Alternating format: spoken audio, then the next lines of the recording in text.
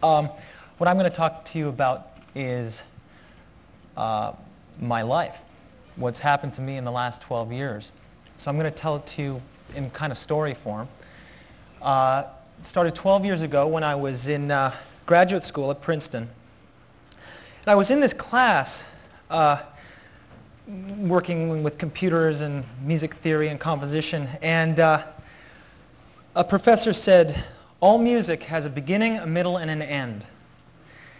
And I had this knee-jerk reaction because I have a problem with absolutes anyways, so I wasn't sure about how that felt. But the more I started to think about it, the more I thought, yeah, most music does have a beginning, middle, and end. When I'm in a concert hall, I feel like music kind of begins and then goes through something and then kind of has an ending, if you will. I started reading a lot of books about music and how it flows by Boulez and Stockhausen, ways of thinking about music as being modular and non-linear. But whenever I listened to the music in the concert hall, it didn't matter. The theory went out the window. It still sounded like it had a beginning, middle, and an end. But then I remembered one piece by John Cage, where the performer comes up to the piano, sits down, and doesn't play anything at all. Gets up after 4 minutes and leaves. And that seemed to me to not have a beginning, middle, or an end. Certainly, the silence occurred before the performer started to play, quote unquote. And then when the performer sat down, I was able to address the silence, I guess. And then after the performer left, the silence was still implicitly continuing. That piece by John Cage is actually happening right now. I'm just punctuating it with my words. So my partner and I decided to try and make a piece of music for a Princeton music concert. And I want you to hear what that piece sounded like. So if you can hit the CD.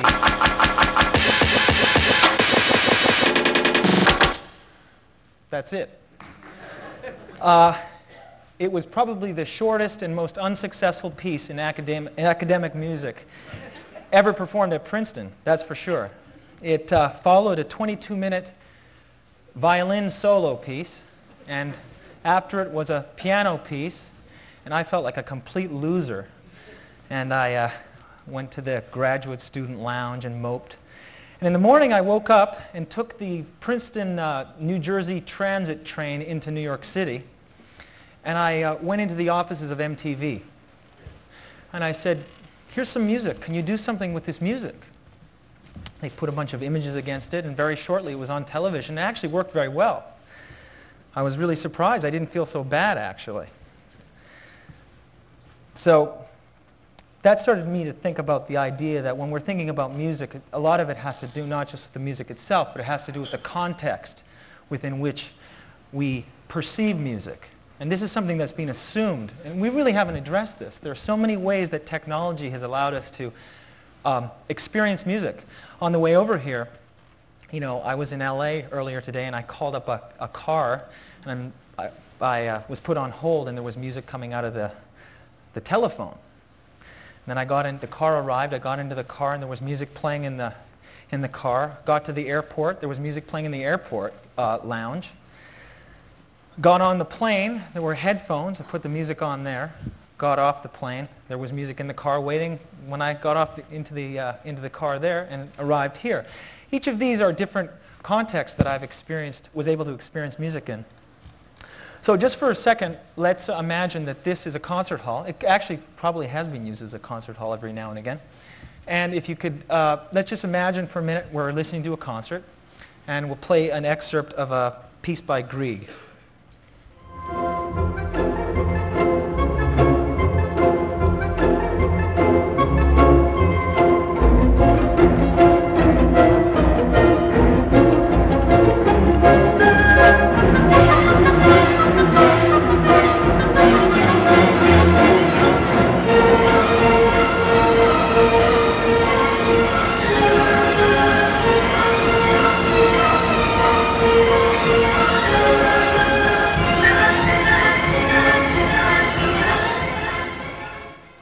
I hear that music, I get really excited, and It's kind of like a dancey thing, and it makes me really excited and happy, and it's kind of very celebratory. Let's now think about us all being in a movie theater. And I guess we're going to see something on the screen, since we're in a movie theater now. Yes, I would. Well, point of fact, weren't Tim's hands and feet considered weapons, like guns or knives? And yet in your testimony just now, you described that Tim kicked me 4 times to the head.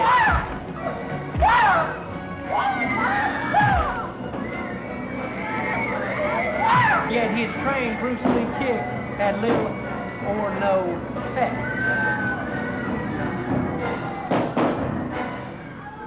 And then after shrugging off, Just feels different, doesn't it?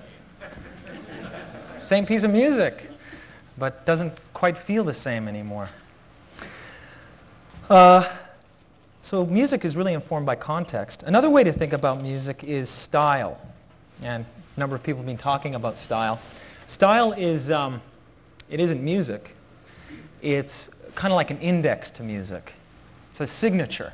There's like classical and jazz and rock, and they're all divided into subcategories. If I was going to be a trombone player, let's say I wanted to pick up the trombone, one thing I could do is start playing scales, and then I become well-versed in scales, and I go, okay, well, I really like jazz. So I start to learn how to play jazz on the trombone. And then I become more intrigued by jazz, and I figure, well, maybe I should play Dixieland jazz, become more specialized.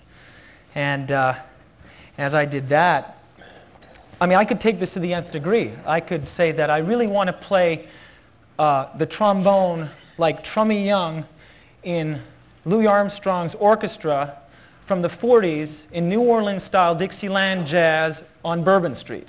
If I said that and worked really hard, I would become really, really, really good at that one thing. That's kind of like a spiraling inward, if you think about it, moving from being a generalist to being a specialist. But you know, technology actually allows us to make new things out of stuff that we're familiar with. So let's play the next piece of music. It's a piece from Jamaica. 10,000 style, and we still around while. You get me? Hey, now you're the style, yeah. Come now, come now, come now, come now. Come on the downtown, right? Come on the downtown, right? You know, come up and take out with a brand new style. Where the downtown, right? Come on the downtown, right? You know, come up and take out with a brand new style. Now we're going to hear another kind of music from another island, and the island is England.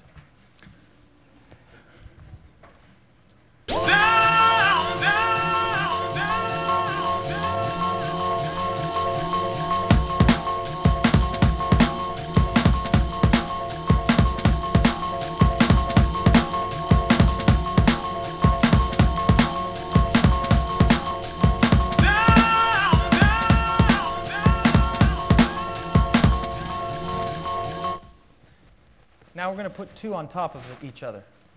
Play it.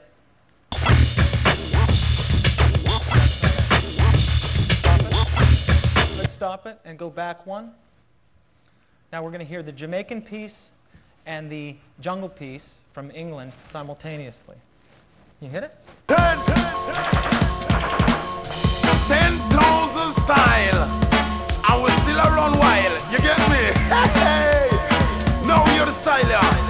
Come now, come now, come now, come now. Come on the downtown, right? Come on the downtown, right? You know, come up and take out with a brand new style. When you downtown, right? Come on the downtown, right? You know, come up and take out with a brand new style. Now there's no word for this style of music that I just played you. It doesn't exist. We just made it the other day. What we've done is we've combined reggae and jungle. And we put them together in the same space, and we've created something new. There's no word for it. That's one of the things that technology lets us do. Lets us take things and put them together and make new things out of them. It also allows us to, as I said before, create new spaces to listen to music in. And one of these spaces is called a rave. I don't know if any of you have been to a rave, or if your children have been to a rave, or if you know somebody has been to a rave. But rave is like it's a big social event where music plays one small part. A bunch of kids get together, and this large space is divided into little contexts. There's like a chill-out area where the images are very soft and the music is very languid. There's an aggressive area where there's flashing images and very aggressive music. Then there's kind of like a, whatever, middle-of-the-road area where there's middle-of-the-road stuff going on.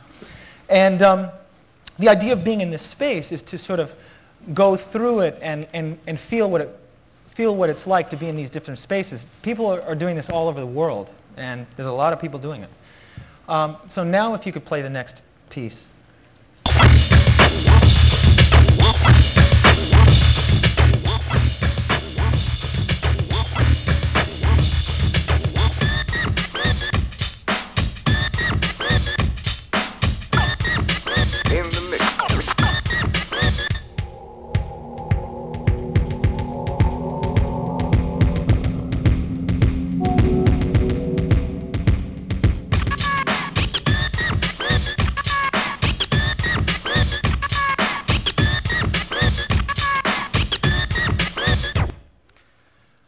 That actually wasn't one piece of music. That was 4 pieces of music. 4 different fragments of music put together by somebody who didn't even know who made that music and created a new piece of music out of it. Now, all this fragmentation, so strange. How technology allows us to take things and put them together and break other things and make new things out of them. The music that you've just heard, a lot of it, you can't buy it in record stores. It's not even distributed over traditional networks. You buy it on the internet or get it for free on the internet. It's made by kids living around here in the suburbs using their parents' computers. They're making the music, they're uploading it into the internet. DJ pulls it down, slices it together, plays it in a chill-out room. These are the kinds of things that are being made with technology. And this is how music is being disseminated right now in the market. So let's talk about the market for a second. And I've just been talking about fragmentation of context and fragmentation of style and fragmentation of authorship. Let's talk about market for a second. Let's take a step back and see where we've gone, where we've been, and where we are now. How do we make money with music? How do we disseminate it? What do we do? Well, what we've done in the past has worked very, very well, is we've used icons. For example, the Beatles make a record. A bunch of people get behind it as a team, start to promote it, distribute it, push it, and help send it out into the world so it's really, really successful. In fact, the Beatles were so successful in their Beatlesness that they're able to not only sell records, but they were able to sell movies, animation, books. In fact, they were so successful, their momentum of iconography went all the way through till they just released a record last year. And they don't even exist anymore, but they still sold a lot of records using icons, using their iconography of Beatlesness. And we did some work with U2 a while back, and I kind of think of them as like the last super band, you know, the last big icon band. And U2 started to notice recently that they weren't selling any records. They weren't selling as many as they used to, I'm sorry. They sell lots of records, but not as many as they used to. And they realized that this was because their U2-ness wasn't as interesting as it had been in the past, so they tried to change it. And they changed their look, they changed their sound, but it wasn't working. And people aren't really buying as many U2 records. That's because icons are not flexible. Icons are rigid. But brands are very flexible. Brands are designed to be flexible. And for example, David Bowie is a really, really great brand of music. If I think of David Bowie, I think about, for example, he writes music that's jazzy and rock and ambient. There are all these different kinds of music that David Bowie makes. And more than that, you can buy stock in David Bowie now. He's on the stock market. And he's very flexible to his shareholders. He's motivated to be flexible. The more flexible he is, the more stock he sells. And you know, when I listen to the radio, and I turn it on to a jazz station, I hear David Bowie. I change it to a rock station, I hear David Bowie. I maybe move it to a college station, I hear David Bowie. It's really great to be able to hear him in so many contexts, but it's also really great for me to have the power of choice, to be able to choose between one radio station and another, or maybe to turn the radio off. Because this is what's been actually boiling underneath everything that we've been talking about technology, is the freedom of choice and the freedom to change the relationship between what we hear and ourselves and the music. So what I'd like to play for you now was created by a listener. It wasn't created by a musician, and it wasn't created by a composer. And I'd just like you to take a listen to this.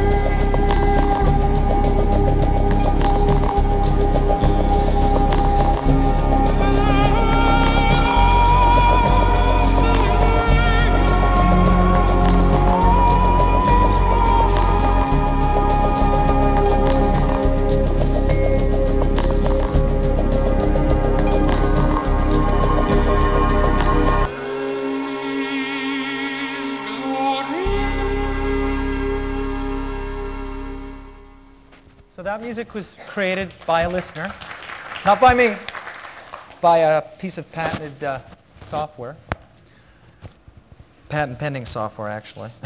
And all I'm really trying to say here is that the future of music, I think, is a space where we can go to concerts and listen to music in a concert hall, but we also have other spaces that we can take music in on. And if we want to enter the world of mass customization, this is maybe one possible beginning to the mass customization of our musical experience.